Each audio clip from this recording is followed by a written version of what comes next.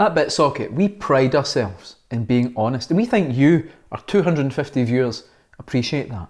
Now recently, I've been playing a game that is disgustingly dishonest. It betrays not only the player, it's the paying consumer. I mean, the main guy's not even called Mark.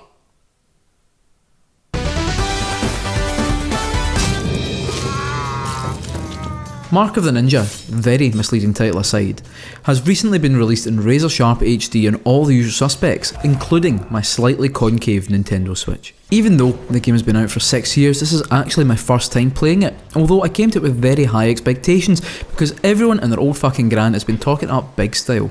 Honestly, I'll be adding my voice to the choir on this one, as Mark of the Ninja is a cracking stealth game with a surprising amount of depth, but there are a few wee issues that stop it from heading straight to video game Valhalla. Let's gorge ourselves on the good shit first before we stare aghast at what we refuse to eat. First up, I'm a pretty big fan of how the game looks. It's like a super violent Toonami game, like Samurai Jack just decided to slice up some absolute cretins inside a European castle. It's also got a wee hint of the Flash games of yore, and as someone who grew up through the glory days of Newgrounds and the like, it's got a kind of comfortable feel. Even for someone new to the game, it already looks like an old favourite. Mark of the Ninja's approach to stealth is pretty much exactly what you'd want. Logical, flexible and fun.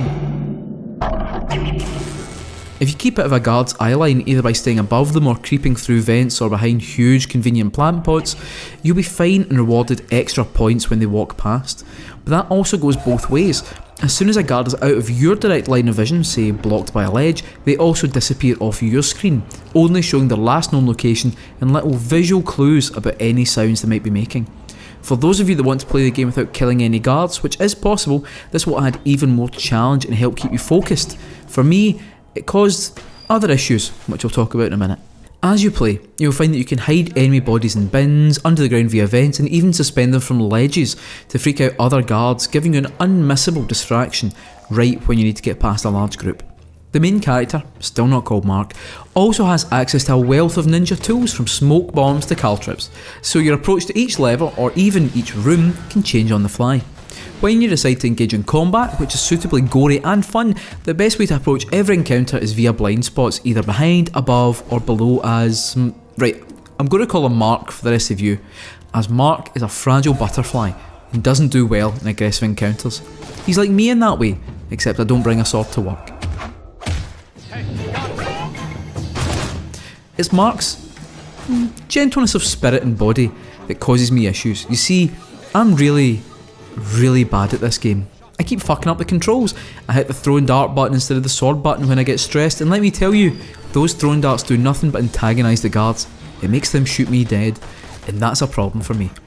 Every room, every area in the game is a new puzzle I can fuck up in new and unexpected ways, and sometimes I only make progression because my corp lands just past a checkpoint.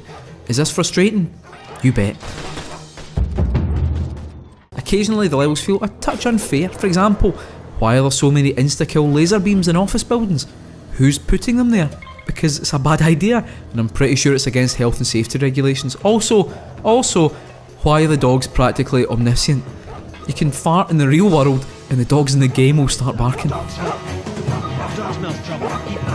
Mark of the Ninja is so good that I'll battle and claw my way towards the end. I want to see where the story goes and what new locations I'll visit and what new guards will be able to absolutely punish me by riddling my stupid corpse with bullets. So it's a thumbs up from me, but it's the thumbs up of someone who's trying to be optimistic after getting a beating. Or like when Terminator gives the thumbs up at the end of Terminator 2.